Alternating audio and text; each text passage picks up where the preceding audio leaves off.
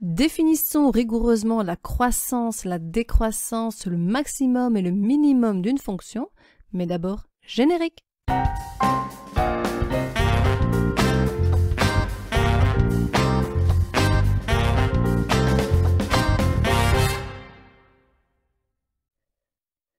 Une fonction f est croissante sur un intervalle i de son domaine si et seulement si, quel que soit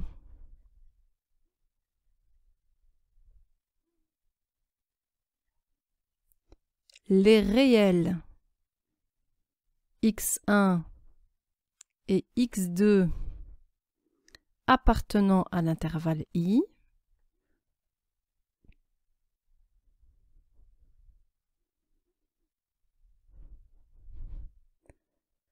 on a x1 inférieur à x2, strictement inférieur à x2, qui implique que l'image de x1 est inférieure ou égale à l'image de x2.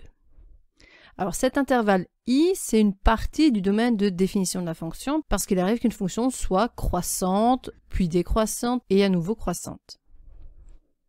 Cette définition s'accompagne d'un schéma. Voici une fonction et on observe qu'elle est croissante à partir de ce point jusqu'à ce point. L'intervalle i dont je parle dans la définition est donc celui qui démarre du point le plus à gauche jusqu'au point le plus à droite. Dans cet intervalle, on choisit deux abscisses, l'une plus petite que l'autre, x1 est plus petit que x2, et j'observe sur le graphique que l'image de x1 est bien plus petite que l'image de x2. Deuxième définition, celle de fonction décroissante. Une fonction f est décroissante sur un intervalle i de son domaine si et seulement si, quel que soit les réels x1 et x2 appartenant à i,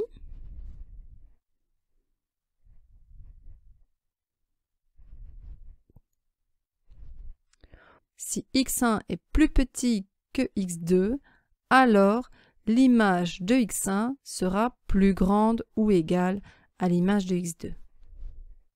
Donc c'est vraiment ce deuxième signe qui est changé par rapport à la définition de fonction croissante. À nouveau, un schéma pour illustrer cette définition. Voici une fonction. On peut observer qu'elle est décroissante à partir de ce point jusqu'à ce point. Donc l'intervalle i en question se situe ici et dans cet intervalle, je choisis un x1 plus petit que le x2 et j'observe bien que l'image de x1 est plus grande que l'image de x2. Ces notions de croissance et décroissance font évidemment penser aux notions d'extrémum, c'est-à-dire de maximum et de minimum. On définit d'abord ce qu'est un maximum. Une fonction f admet un maximum en x égale a s'il existe un intervalle ouvert qui s'écrit a moins r, a plus r, le petit r étant un réel.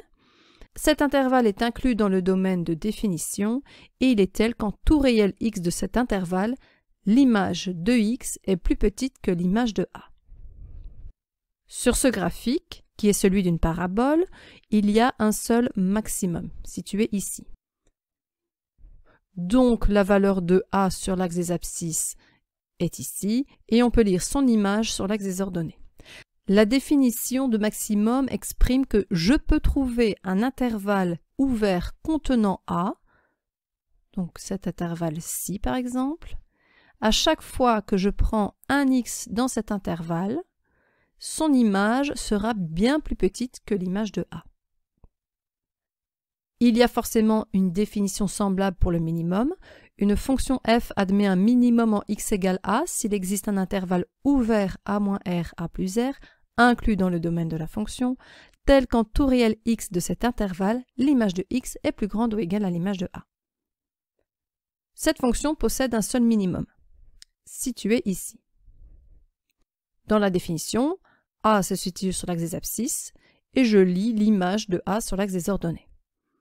À nouveau, je peux trouver un intervalle ouvert contenant a, par exemple cet intervalle, à chaque fois que je choisis un x dans cet intervalle ouvert, l'image de x sera plus grande que l'image de a.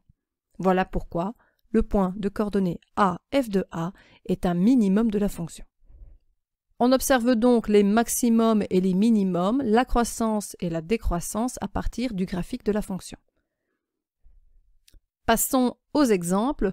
Dans ce premier exemple, on voit que la fonction est d'abord croissante, puis décroissante, à nouveau croissante et encore une fois décroissante. Donc la fonction f de x est croissante sur l'intervalle qui va de moins l'infini jusque 2, ce sont bien des valeurs de x que l'on donne, et de 4 jusque 6. Alors que cette fonction est décroissante entre x égale 2 et x égale 4, mais également après 6. On peut synthétiser tout cela dans un tableau de variation qui regroupe donc les informations concernant les variations d'une fonction sur son domaine de définition. Sur la première ligne, nous allons donc indiquer des valeurs de x, sur la seconde ligne, des variations de la fonction. Donc la fonction est d'abord croissante, je trace une flèche qui monte, jusque x égale 2, et en dessous de 2, je vais mettre son image, qui est 4. Après 2, la fonction est décroissante. Donc si la fonction est croissante puis décroissante, c'est qu'il y a bien un maximum au point de coordonnées de 4. La fonction est décroissante jusque x égale 4, dont l'image vaut 1, puis est à nouveau croissante, donc ici on a bien un minimum. Il y a à nouveau un maximum au point de coordonnées 6, 3. Et on termine par une flèche qui descend. Donc on a indiqué 3 nombres sur la première ligne, qui correspondent ici aux extrémums. Entre chacun de ces nombres, une flèche, mais également ici à l'extrémité du tableau de variation, il y a aussi des informations. Deuxième exemple. Dans le deuxième exemple, on va tenir compte du domaine de définition pour écrire le tableau de variation de la fonction. On observe que la fonction démarre en quelque sorte au point d'abscisse moins 4, mais que moins 4 n'a pas d'image. J'écris donc le symbole n'existe pas. Ensuite, la fonction est croissante jusque x égale 2, qui n'a pas non plus d'image puisqu'il s'agit là d'une asymptote verticale. La fonction est ensuite décroissante jusqu'au point de coordonnées 4, 2, où il s'agit d'un minimum. Et enfin, la fonction est croissante. Donc le tableau de variation tient non seulement compte de la variation de la fonction, mais également du domaine de définition. Enfin, une fonction est constante sur un intervalle i si et seulement si, quels que soient les réels x1 et x2 dans cet intervalle, on a que l'image de x1 est égale à l'image de x2. Par exemple, cette fonction est constante sur l'intervalle moins 2, 3. Où on observe sur le graphique qu'il s'agit d'un segment horizontal.